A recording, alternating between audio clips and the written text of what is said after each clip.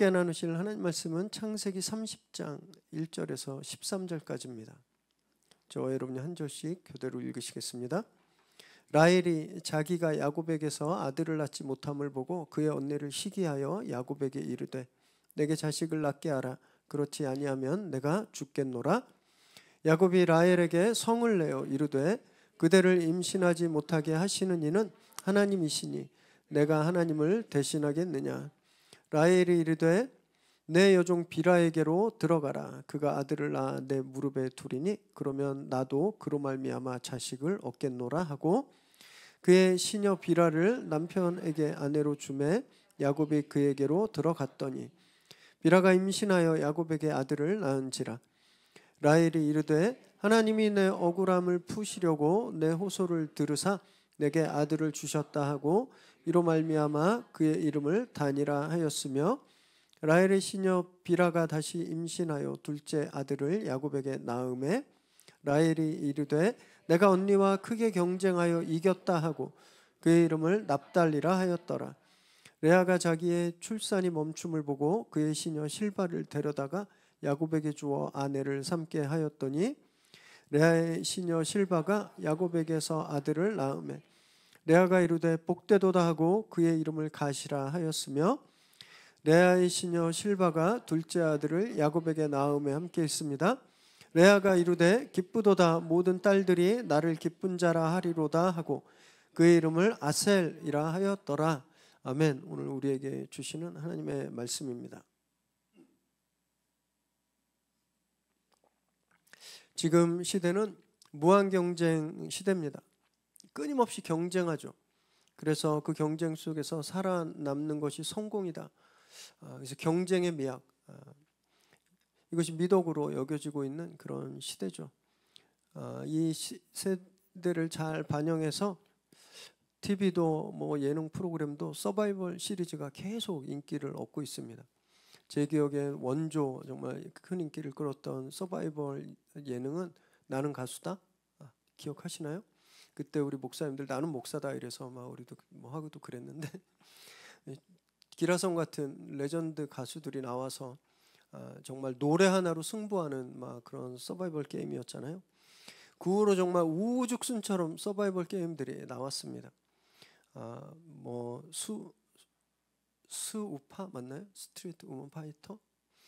평소에는 얼굴도 안 보이던 백스테이지에서 춤추던 자매들이 막 저는 그렇게 율동하는 분들은 다 날씬한 줄 알았는데 그런 것도 아니더라고요. 아주 건강한 액션으로 해서 막 크게 인기를 얻기도 하고요. 몸짱들 100명이 나와서 했던 뭐 피지컬 100 이것도 서바이벌 게임이죠. 심지어는 예비역 군인들이 나와서 자기 특수부대 타이틀 붙이고 서바이벌 게임 하잖아요. 해병대가 이렇게 약한 줄 저는 그거 보고 처음 알았는데 맨날 초반에 다 떨어지더라고요. 정말 이런 경쟁 프로그램들이 꽤 큰 인기를 얻고 있습니다. 최근에는요 3주 연속 넷플릭스의 비영업권 시리즈에서 1위를 차지하고 있는 서바이벌 예능 프로그램이 있는데 바로 흑백 요리사. 혹시 보신 분 계세요? 진짜 궁금하시나? 꼭 보세요. 특히 밥 먹을 때 보십시오. 밥 먹을 때 이렇게 보면요 내가 지금 먹는 밥이 미슐랭 스타 셰프가 만든 밥처럼 느껴지는 그런 매직이 벌어집니다. 저는 요리가 과학이고 막 그런 줄 처음 알았어요. 파인 다이닝과 그냥 요리와의 차이가 뭔지 아세요? 파인 다이닝은요 음식을 만드는 것뿐만 아니라 예술을 합니다. 예술. 어떻게 홍어로 그렇게 이쁜 음식을 만들지 처음 봤어요. 엄청난 인기예요. 감동도 있습니다. 중독성이 있어요. 그래서 전에는 제가 밥 먹고 맛있으면 맛있다 이렇게 얘기했는데 요새는 생존하셨습니다 이렇게 이야기를 합니다. 맛이 있으면 킥이 있네 딱 이렇게 이야기를 해요. 이모님 이거 킥이 있네요 이렇게 이야기하거든요. 굉장히 빠져들어요. 진짜 이미 세계적으로 이 사람보다 더 권위자가 없는 그런 요리사가 새파랗게 젊은 친구와 요리 하나로 맞대결을 합니다. 본전이 이게 그냥 이겨도 본전이잖아요. 근데 거기서 탈락하는 거예요. 그런데 이 젊은 요리사를 격려하고 축하하고 내가 이런 오랜만에 이런 두근거리는 이런 경험을 했다. 내 요리도 발전할 거다. 이런 걸 보면 막 감동이 있죠. 와, 이런 경쟁에 이런 아름다움이 있구나. 그걸 경험하죠. 그러나 현실의 경쟁은 어떨까요? 현실의 경쟁은 그렇게 아름답지만 않습니다. 오히려 지저분하고 위험한 경우가 많아요. 과거 냉전 시대 미국과 소련은요 서로 핵 경쟁을 했습니다. 누가 핵폭탄을 더 빨리 더 많이 만드나. 한때 최고조에 달았을 때는요 전 세계가 위협을 느꼈습니다. 이거 진짜 단추 하나만 누르면 그냥 이 지구가 흔적도 없이 사라지겠구나.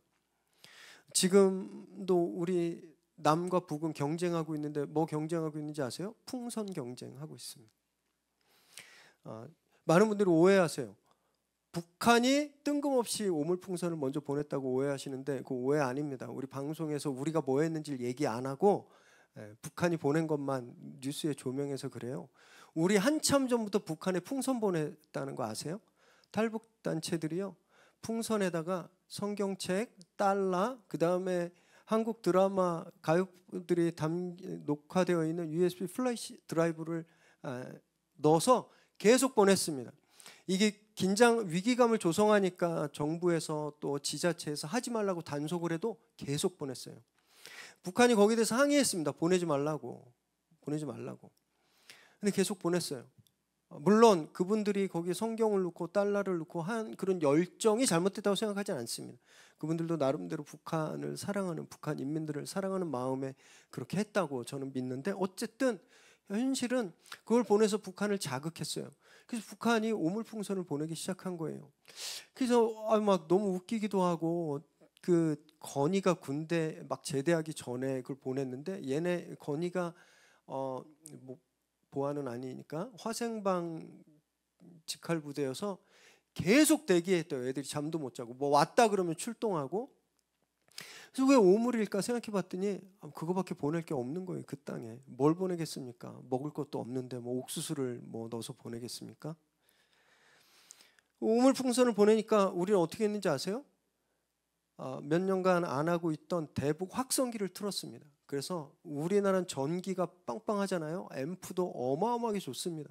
그냥 이북에 대고 한국의 가요, 뭐 드라마 계속 대북 방송 튼 거예요. 그 뒤 북한이 뭐 했냐면요, 밤에 귀신 소리를 틀었습니다. 제가 드리는 설교 시간에 드리는 말씀은 다 팩트예요. 다 제가 검증하고 찾아본 거거든요. 귀신 소리를 틀었어요. 그랬더니 휴전선 그 근처에 비무장지대에 사는 주민들이 막 민원이 빗발치는 거예요. 제발 좀 그만해라. 잠을 못 자겠다. 급기야 11일, 어제 그제죠. 11일에 북한에서 뭐라고 경고를 했냐면요, 우리나라가 평양에 3일, 9일, 10일 무인기를 3번 띄웠대요. 우리나라가. 그래서 평양 상공에서 삐라를 살포했다. 가만두지 않겠다. 우리 보복하겠다. 이렇게 이야기했거든요. 난리가 났죠. 그래서 국감에서 국방부 장관에게 물었습니다. 이거 사실이냐 그랬더니 국방부 장관이 뭐라고 얘기했냐면 확인해 줄 수 없다. 안 보냈다가 아니라 확인해 줄 수 없다. 저는 이게 무슨 뜻인지 몰라요. 우리 성도님들도 그냥 개인적으로 생각하십시오. 풍선 경쟁이 소음 경쟁으로 이제 무인기 경쟁, 그 다음에 뭐가 남았을까요? 총알 경쟁? 미사일 경쟁? 그럼 우리나라가 어떻게 될까요? 이런 경쟁은 전혀 아름답지 않습니다. 이런 경쟁은 너무너무 위험해요. 치킨 게임, 서로 마주보고 달려가는 거예요. 멈추지 않으면 둘 다 망하는 거죠. 세상의 경쟁들은요 거의 다 이렇습니다. 서로 망하는 결과를 가져오는 그런 경쟁들이 많아요.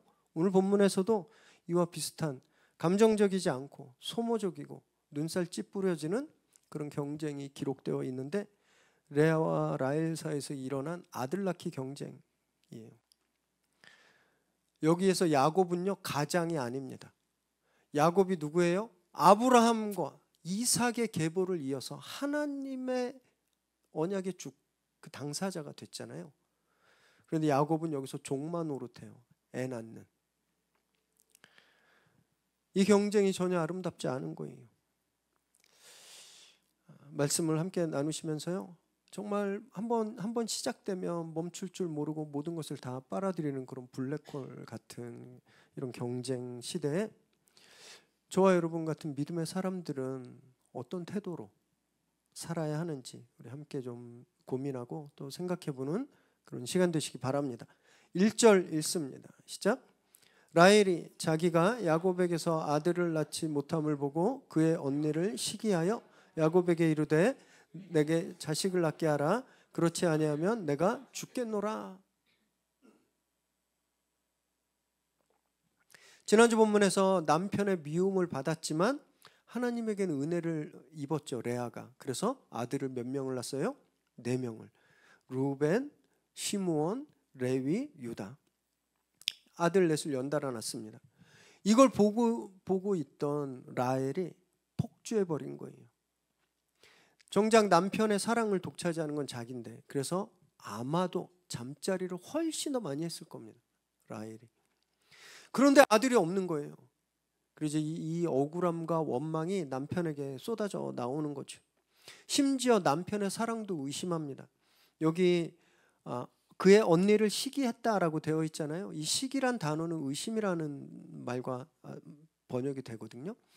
의심한 거예요. 혹시 남편이 내가 아니라 언니 사랑하는 거 아니야? 아들 낳아주니까 언니를 더 사랑하는 거 아니야? 그래서 남편에게 막 퍼부어요.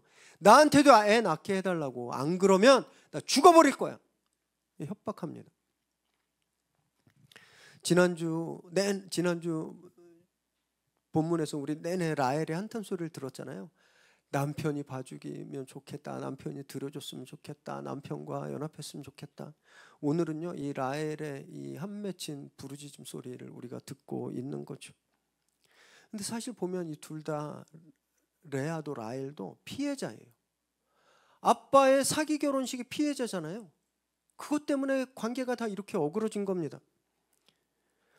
서로 피해자인데 서로에게 피해의식을 느껴요. 그리고 서로를 경쟁 상대로 삼고 미워하고 있는 겁니다. 시각을 조금 바꾸면 다른 결과가 나올 수도 있었거든요. 아니, 언니를 바라볼 때 결혼한 지 4, 5년 이제 지났을 때였을 텐데, 그런데도 남편한테 맨날 싫은 소리 듣고 구박받고 미움받는 언니가 안쓰럽지 않았을까요? 같은 여자로서? 언니 잘못이 아니에요. 아빠가 언니를 거기 들여보내서 그런 거지. 근데 언니도 피해자인데 남편에게 미움받고 있으니 같은 여자로서 불쌍해질 수도 있지 않았나요? 레아 입장에서도 그렇습니다. 동생이 결혼했는데 몇 년 지났는데 애가 없는 거예요. 당시에 결혼한 여성이 애가 없다는 것은요, 요즘은 일부러 애 갖는 가정들이 많지만 당시에는 여성으로서 굉장히 수치스러운 일이었습니다. 심지어 애를 못 낳으면, 우리나라도 조선시대 그때는 애 못 낳으면 소박이라고 쫓겨났잖아요. 이때 마찬가지였어요. 굉장히 무시당했어요. 그래서 아브라함을 생각해 보시면 하갈이 사라를 무시했잖아요. 종주제. 그런 대접을 받았던. 동생이 얼마나 안쓰러웠겠어요. 자기 동생인데. 그리고 자기와 같은 정실 부인이잖아요. 근데 이 동생이 애를 낳지 못해서 사람들한테 수근수근 거림 듣고 수치당하고 불쌍히 여길 수 있는 그런 것들이 분명히 있었는데, 서로를 보지 못하니까 미워하고 경쟁만 하는 겁니다. 이들의 경쟁은 새드 엔딩으로 끝나게 돼요. 레아가 이 앞으로 야곱의 사랑을 받았단 말이 없습니다. 레아는 죽을 때까지 야곱의 미움을 받다 죽어요. 라헬은요, 오늘 1절에서 나 죽어버릴 거야 했잖아요. 이 말이 자신에게 부메랑이 되어 돌아옵니다. 그래서 나중에 둘째 아들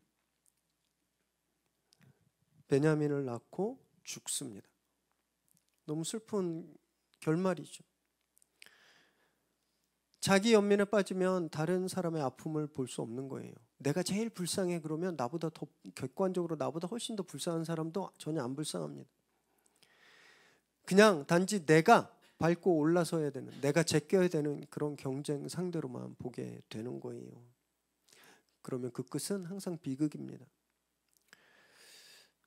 다른 사람의 아픔을 볼 수 있을 때 우리는 그 비극을 막을 수 있어요. 우리는 경쟁을 멈추고 그 사람을 인정하고 그 사람 불쌍히 여길 수 있게 되는 겁니다. 하나님이 그러셨거든요. 하나님은 우리를 경쟁 상대 삼지 않으셨습니다. 하나님은 우리의 컨디션, 우리의 조건, 우리의 상황에 상관없이 언제나 먼저 우리를 이해하시고 먼저 사랑을 베푸셨어요. 여기 계신 분들 중에 예수님이 나를 사랑하시기 전에, 예수님이 나를 구원하시기 전에 예수님을 만족시킬 만한 일을 한 분 한 명도 없습니다. 먼저 우리를 살펴주셨잖아요. 우리가 그분을 믿는 겁니다. 우리가 그분을 주인으로 삼고 우리가 그분의 자녀라고 고백하고 있는 거예요. 그럼 그분을 닮아야 되잖아요. 살펴야죠. 물론 내 아픔이 제일 아파요. 내 손톱 밑에 가시가 내 옆에 있는 사람의 암보다 더 나를 아프게 하는 게 사실이에요. 그렇지만 그래도 최선을 다해서 다른 사람의 아픔을 헤아릴 줄 알아야 됩니다. 그게 예수 믿는 사람들의 마땅한 태도인 거죠. 쉽지 않겠지만 늘 다른 분들의 아픔을 먼저 헤아리도록 노력하는 저와 여러분 되시기 바랍니다. 2절 읽습니다. 야곱이 라헬에게 성을 내어 이르되 그대를 임신하지 못하게 하시는 이는 하나님이시니 내가 하나님을 대신하겠느냐. 라헬이 나 이제 죽어버릴 거야 막 이러니까 야곱이 폭발해요. 내가 하나님이야? 내가 하나님이냐고. 하나님이 안 낳게 해주는데 내가 어떻게 버럭 성질을 부려요. 아마 참다가 터진 것 같아요. 라헬이 지금 한 번만 이러지 않았을 거예요. 라헬은요, 야곱이 레아에게 아들을 낳을 때마다 아마 좀 못 살게 굴었을 겁니다. 참다가 더 이상 못 참고 빵 터진 거죠. 이렇게 참다 버럭하는 이 야곱의 모습은요, 우리 남편들과 굉장히 많이 닮았죠. 집에서 버럭 하지 않으세요? 그러면서 생각하죠. 내가 진짜 엄청 참았어. 내가 그때도 당신 이럴 때 내가 참았어. 근데 진짜 못 참겠어. 그러고 버럭 하잖아요. 참으신 건 알겠는데요, 그렇다고 옳은 것도 아닙니다. 야곱이 여기서 이야기하잖아요. 하나님이 태를 닫았는데 왜 나한테 그래? 이건 뭐냐면 하나님이 생명의 주인이시다라는 것을 야곱이 알았다라는 거거든요. 근데 진짜 하나님이 생명의 주인이신 걸 알았다면 이런 상황까지 만들지 말았어야죠.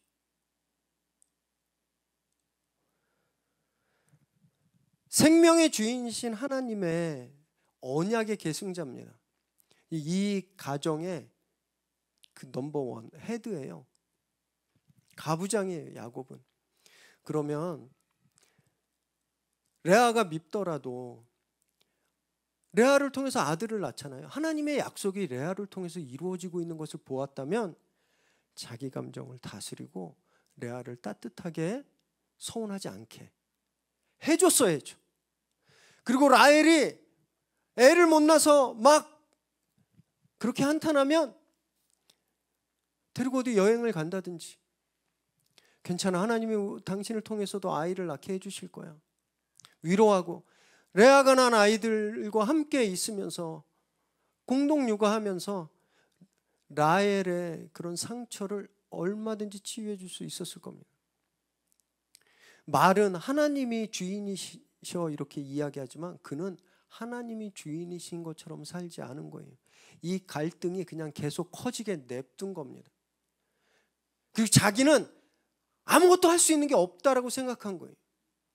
할 수 있는 게 많았는데 아무것도 하지 않고 하나님 탓하고 있는 거죠. 하나님 뜻대로 가정을 경영하지 못한 겁니다. 여러분, 그래서 우리도요, 특히 아빠들, 엄마들, 우리 집에, 우리 가정의 주인은 하나님이시라는 것을 분명히 알아야 됩니다. 야곱처럼 하나님이 주인이셔 이러고 버럭하고 끝나는 게 아니라 하나님이 주인이신 줄 알았다면 진짜 그 하나님의 뜻대로 가정을 이뤄가야 되는 거예요. 자녀들을 그렇게 양육해야 되는 겁니다. 그러지 않으면 오해가 생기고 갈등이 생기고 그냥 그것이 더 커지고 큰 문제를 가져오게 되는 거죠.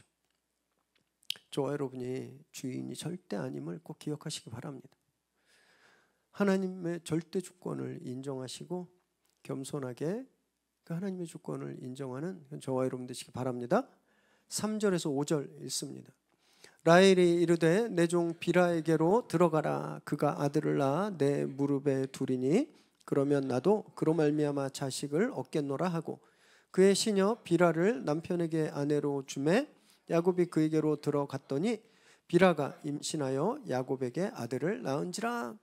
야곱이 내가 뭘 할 수 있어? 내가 하나님이야? 이렇게 막 항의했는데 라헬이 뭐 들은 척도 안 하고 비라하고 동침해. 그래서 내가 비라한테 아들을 낳을 거야 라고 말합니다. 그래서 야곱이 시키는 대로 비라를 아내로 삼고 아들을 낳게 됐죠. 근데 여기서 아내라고 같은 아내가 아닙니다. 지난주에도 말씀드렸듯이 이 레아와 라헬은 중혼제도 하에서 둘이 정실분이에요. 똑같이. 그러나 여기 빌하 또 좀 이따 나오는 실바는요, 첩이 되는 겁니다. 여기 보면 비라가 낳은 아들을 내 무릎에 놓겠다 그랬잖아요. 내 아들 삼겠다고. 당시에 정실 부인이 아이를 못 낳으면 첩을 들여서 애를 낳게 하고 그 아이를 정실 부인의 아내로 삼았습니다. 지금 레아는 비라를 첩으로 남편에게 준 거예요. 참 아이러니하죠. 언니를 질투했잖아요. 언니를. 그 질투심을 그 질투심을 해결하기 위해서 다른 여자를 자기 종을 남편에게 아내로 첩으로 주고 있는 겁니다. 참 이해하기 어렵죠.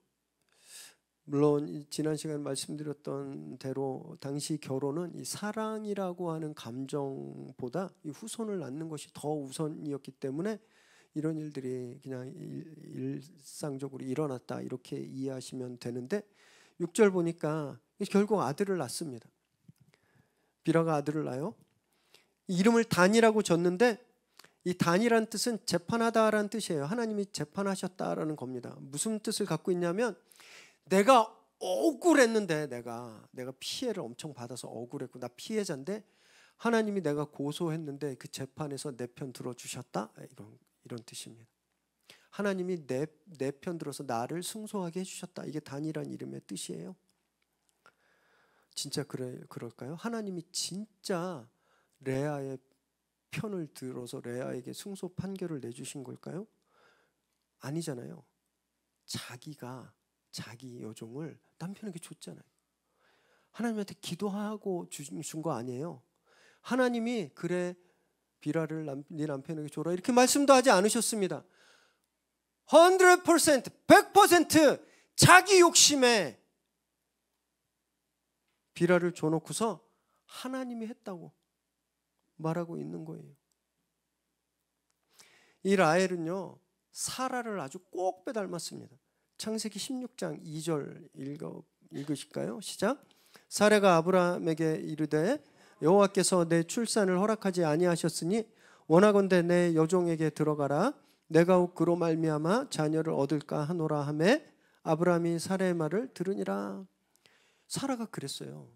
아들이 임신을 못하니까 남편한테 하갈 내 종인데 하갈을 아내로 삼아서 아들을 낳아서 그 아들을 나에게 줘라라고 말합니다. 아브라함도 똑같이 오늘 이 야곱처럼 그 말에 시키는 대로 그대로 따랐죠. 그래서 이스마엘이 태어나게 됐잖아요. 그 후에 어떤 일들이 벌어졌나요? 이스마엘이 추방당합니다. 하나님이 그 아이를 불쌍히 여겨서 큰 민족을 이루게 하시겠다고 하시고 진짜 큰 민족을 이루었어요. 그래서 지금 전 세계 이슬람은 이스마엘을 자신들의 시조로 믿고 있습니다. 그 이슬람과 이스라엘이 역사적으로 얼마나 많은 갈등과 다툼과 전쟁을 일으키고 있는지 모릅니다. 지금도 전쟁하고 있잖아요.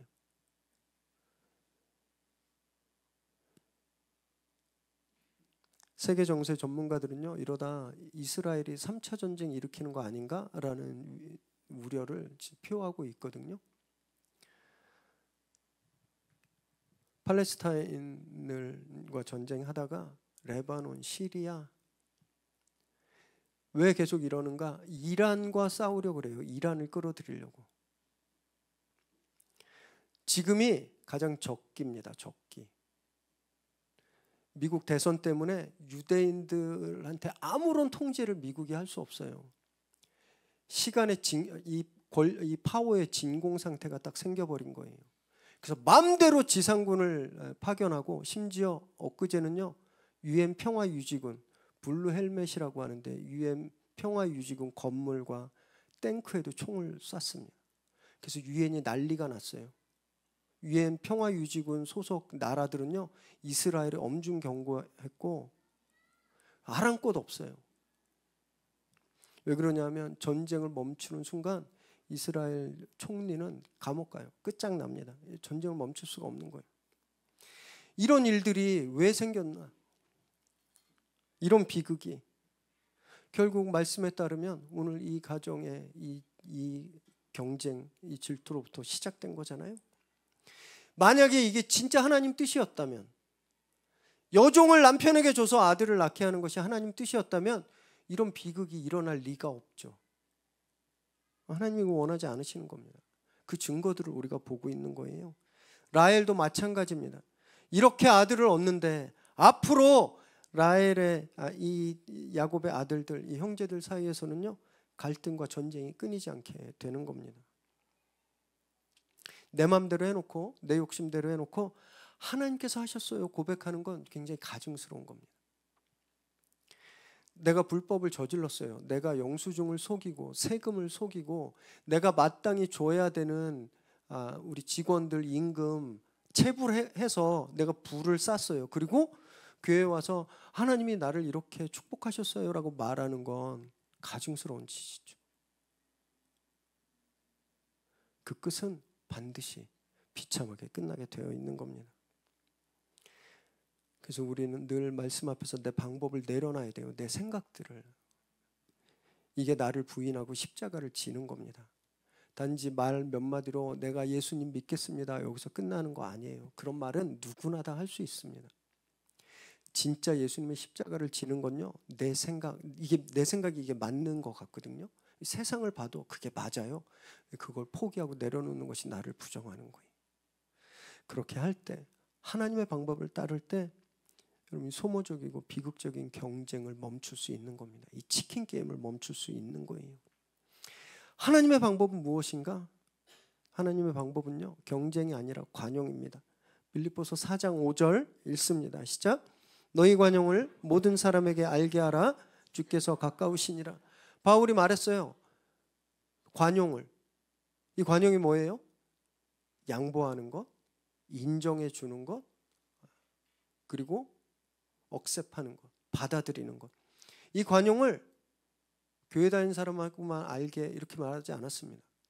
네 가족하고만, 또 너 친한 사람하고만 말하지 않았어요. 모든 사람들이 알게 해라 그랬잖아요. 관용을 모든 사람에게 베풀어야 되는 겁니다. 내가 싫어하는 사람한테도, 우리 교회 안 다니고 저 옆에 그 절에 다니는 사람한테도, 처음 본 사람한테도 관용을 베풀어야 되는 거예요. 이것이 하나님의 뜻인 겁니다. 우리에게. 이것이 하나님이 우리에게 원하시는 삶의 방식임을 꼭 기억하시기 바랍니다. 저와 여러분은요, 경쟁하는 사람들이 아니라 이 말씀처럼 너그럽게 이해하고 참아주고 억셉하는 그런 사람들임을 꼭 기억하시기 바랍니다. 7절 8절 읽습니다. 라헬의 시녀 비라가 다시 임신하여 둘째 아들을 야곱에게 낳음에 라헬이 이르되 내가 언니와 크게 경쟁하여 이겼다 하고 그의 이름을 납달리라 하였더라. 비라가 또 둘째를 낳았어요. 그랬더니 라헬의 본심이 드러납니다. 라헬의 본심은 언니를 이겨먹는 거였어요. 내가 언니를 크게 이겼다. 그래서 씨름하다 싸움하다라는 뜻의 납달리라고 이름을 줬습니다. 지금 라헬이 느끼는 이 성취감, 승리감, 이거 진짜일까요? 언니는 친아들이 몇 명 있어요? 4명. 자기는 친아들 없고 양자만 둘. 누가 크게 이긴 건가요? 언니가 크게 이겼잖아요. 근데 자기가 크게 이겼다라고 말하는 거예요. 경쟁심, 시기심에 눈이 멀면요, 뭐가 사실이고 뭐가 진짜인지 모릅니다. 무슨 일이 일어날지 생각을 못해요. 전에 어떤 성도님이 명절에 고속도로에서 운전하다 보복 운전을 당했어요. 이 차들이 많으면 그 램프라고 그러는데 이 메인 도로에 이 고속도로 휴게소에서 나아가서 이렇게 합쳐지는 곳이 있잖아요. 보통 여기선 뭐 법은 아니지만 하나하나씩 이렇게 끼어 들어가게 돼 있잖아요. 그래서 이분이 휴게소에서 쉬고 가다가 이 램프에서 그 순서에 맞춰서 끼어 들었는데 그 순간 뒷차가 빡 하고 받아버렸어요. 그래서 깜짝 놀라서 내려서 왜 그러시냐 그랬더니 왜 내 앞에 끼어들어 그랬다는 거예요. 자기 앞에 안 넣어주고 내 앞에 쓰면 안 되는 이런 경쟁심. 여기 눈이 확 멀어버리니까 저 차를 버리고 나서 그 이후에 무슨 일이 일어날지는 생각도 안 하고 일단 받아버린 거죠. 그 사람 금전적으로 엄청 큰 손해봤습니다. 차도 고쳐줘야 됐고요. 차 수리하는 동안 렌트비도 다 물어야 됐고 병원 치료비 다 보상했어요. 이게 어떻게 사람이 그럴 수 있을까? 그런 사람 되게 많아요. 유튜브에 가셔서 보복운전 뭐 이런 거 한번 쳐보세요. 속도 경쟁 쳐보세요. 막 덤프트럭 앞에 확 들어가서 막 진짜 목숨을 잃은 사람도 있고요. 버스하고 경쟁하다가 뒤집어진 사람들 수도 없이 나옵니다. 그냥 경쟁심에 그냥 거기에 확 눈이 돌면 이 앞으로 무슨 일이 일어났을지 마비되는 거예요. 생각 못해요. 그냥 그 감정에 충실하게 돼버리는 거죠. 맹목적인 경쟁심은 사람을 망치는 겁니다. 나뿐만이 아니라 다른 사람들도 망쳐요. 그래서 이 빠르게 경쟁하는 이 조직, 이 사회 속에서 혹시 막 우리도 거기에 과열돼서 이 안에서 혈기가 막 오를 때는요, 주님 이렇게 크게 외치시기 바랍니다. 그리고 함기를 딱 여세요. 그래서 막 거기 기도점으로 기도하십시오. 그래서 이 감정이 우리 눈을 가리지 않도록 그렇게 마음을 잘 다스리는 저와 여러분 되시기 바랍니다. 9절에서 11절 읽습니다. 레아가 자기의 출산이 멈춤을 보고 그의 시녀 실바를 데려다가 야곱에게 주어 아내로 삼게 하였더니 레아의 시녀 실바가 야곱에게 아들을 낳음에 레아가 이르되 복되도다 하고 그의 이름을 가시라 하였으며, 레아가 보니까 이 라헬이 여종을 남편한테 시집보내서 애를 낳는 거여서 나도 질 수 없지. 그래서 자기 종 실바를 남편에게 줍니다. 레아는 이미 아들 몇 명 있다 그랬죠? 4명. 시할머니가 누구예요? 사라? 사라는 아들이 몇 명 있었어요? 1명. 시어머니 리브가는 몇 명이 아들이 있었어요? 2. 자기는 4. 엄청 축복받은 거잖아요. 이럴 필요가 없었습니다. 그런데 경쟁심에 사로잡히니까 그냥 똑같은 방법으로 아들을 낳는 거예요. 그래서 실바가 아들을 낳았어요. 그랬더니 복되도다라는 뜻의 갓을 낳습니다. 근데 이 복되도다가 축복, 하나님 복 주세요의 그 복 아니에요. 운이 좋다, 행운이다, 재수 좋다 이럴 때 쓰이는 복입니다. 나 참 운도 좋지. 동생 약 올리는 거예요. 이 아들 이름을 가지고. 너는 아직도 아들이 양자만 2인데 나는 친아들 4세. 어이구 양자까지 하나 생겼네. 이렇게 운 좋은 여자가 어딨어? 동생 약 올리는 거죠. 그리고 실바가 둘째를 낳거든요. 13절 보니까 아셀이라고 이름 짓습니다. 그 둘째를. 이건 행복하다라는 뜻이에요. 행복하다. 모든 딸들이 나를 부러워하게, 나를 저분 정말 좋겠다, 저분 진짜 행복하겠다라고 부러워하게 되었다라고 그래서 아셀이라고 적거든요. 근데 사실은 모든 딸이지만 누가 부러워하길 원했을까요? 라헬이 자기 보면서 막 부러워서 막 잠도 못 자고 속 끙끙 앓기를 원하는 그런 마음이었던 겁니다. 참 이상하죠? 지난주 본문에서 아들 4명 날 때는요, 다 그 이름이 하나님과 연관이 있었습니다. 하나님 들어주세요. 하나님이 봐주셔서 하나님이 이제 남편과 연합하게 하시고, 마지막에 유다는 하나님을 찬양합니다 했잖아요. 오늘 난 아들들엔 하나님이 없어요. 뭐만 있어요? 내 자랑, 내 만족. 여러분, 경쟁은요, 우리를 하나님에게서 이렇게 멀어지게 합니다. 참된 만족과 행복은 하나님 안에서만 얻을 수 있거든요. 하나님이 그렇게 말씀하셨어요. 내가 너를 먹이고 내가 너를 책임지겠다. 내가 너를 지켜주겠다. 하나님 안에서 우리가 그런 행복과 만족함을 누리는데, 옆 사람과의 경쟁을 통해서 이길 수 있다고 생각하니까 하나님은 안중에도 없고 이겨먹으려고만 하는 거예요. 어떻게 해서든지.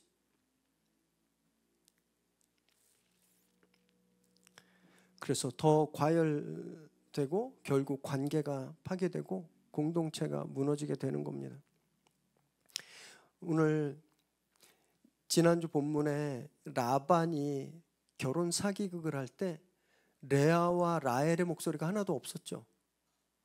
그냥 아빠가 시키는 옳지 못하는 일에 피해자가 됐거든요. 레아, 라헬이. 오늘 비라와 실바가 꼭 그 모습입니다. 자기 주인들이 하고 있는 소모적이고 옳지 못한 경쟁의 피해자가 됐잖아요. 자기 의지와는 상관없이 주인의 남편에게 시집가고. 그래서 오늘 여기에 비라와 실바의 목소리가 등장하지 않는 겁니다. 이들이 느꼈을 상실감, 상처, 억울함 어땠을까요?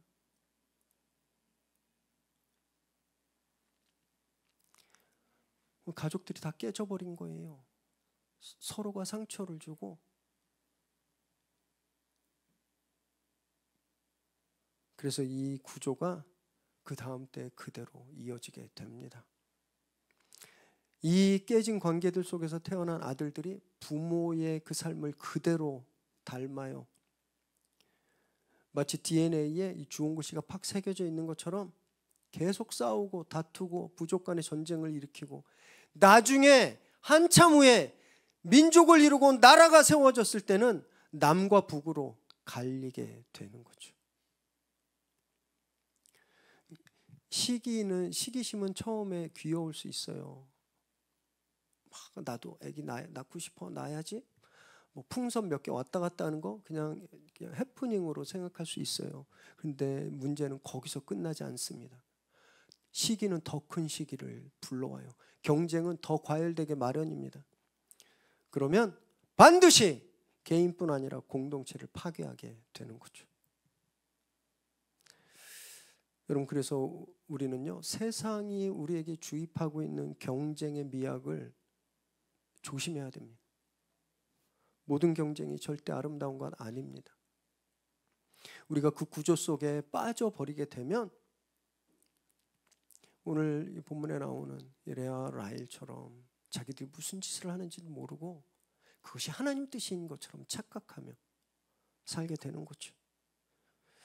하나님 안에서는 물론 선한 경쟁을 해야 됩니다. 바울이 선한 경주한다 그랬잖아요. 하나님 안에서 복음을 위한 일에는 정말 우리가 열심히 경쟁해서 100m 뛰듯이 그렇게 우리가 열심히 달려야 되지만, 그것이 아닌 관계 속에서는요, 우리는 경쟁하는 사람들이 아닙니다. 우리는 공감해야 되는 사람들이에요. 그래서 바울이 이렇게 말씀하셨는데 로마서 12장 15절 읽습니다. 시작. 즐거워하는 자들과 함께 즐거워하고 우는 자들과 함께 울라. 어떤 사람이 좋은 일이 있어서 웃으면 박수 쳐주고 같이 웃어주라는 거예요. 어떤 사람이 아픈 일이 있어서 울면 그 사람과 함께 울어주라고 말하는 겁니다. 이거 공감하라는 거예요. 오늘 라헬과 레아는 정반대로 했죠. 즐거워서 웃으니까 시기하고 미워했잖아요. 아픔 당하니까 약 올렸잖아요. 하나님이 원하는 삶이 아닙니다. 우리 경쟁하는 것이 아니라 상대방 공감해주는 삶을 살아야 되는 사람들이라는 거예요. 하나님이 우리에게 허락하신 이 좋은 공동체 안에서 저와 여러분은 시기하고 경쟁하는 것이 아니라 서로를 공감하고 서로의 기쁨과 슬픔을 함께 나누는 그런 공동체 이루어가게 되기를 정말 바랍니다. 특히 가정에서 우리 아이들에게 정말 이런 교육을 정말 열심히 시켰으면 좋겠어요. 우리 아이들은 유치원 가기 전부터 경쟁에 내몰립니다.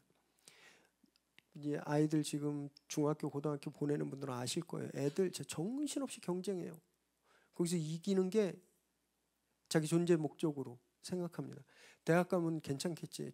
천만의 말씀. 대학 갈 때까지 굳어진 아이덴티티는요, 평생을 가게 되는 겁니다.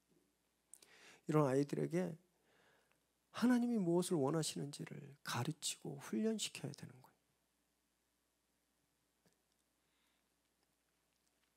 그래서 참된 자기 완성과 만족은 세상이 아니라 하나님 안에서 이룰 수 있다는 것을 잘 영육해야 되는 거죠. 그래서 저와 여러분의 가문이 앞으로 대대로 온전하신 하나님 뜻 안에서 정말 하나님 주시는 복과 평안을 다 누리게 되기를 주님의 이름으로 축원합니다.